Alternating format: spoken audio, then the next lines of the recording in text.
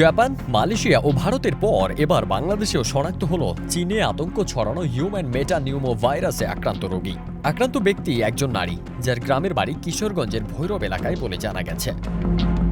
12 জানুয়ারি রোগতত্ত্ব, রোগ নিয়ন্ত্রণ ও গবেষণা ইনস্টিটিউট IEEDCR সূত্রে এসব তথ্য জানা গেছে।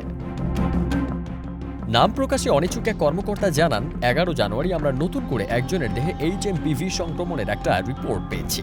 তিনি HMPV-তে আক্রান্তের পাশাপাশি ক্লেবসিয়েলা নিউমোনিয়াতেও আক্রান্ত। তিনি রাজধানীর সংক্রামক ব্যাধি হাসপাতালে এখন চিকিৎসাধীন। তার শারীরিক অবস্থা যতটুকু জেনেছি আগের চেয়ে খানিকটা ভালো।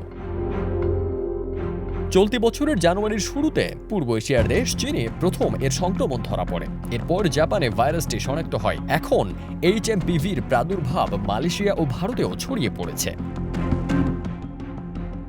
ফারদিন সানি, দেশ রূপান্তর।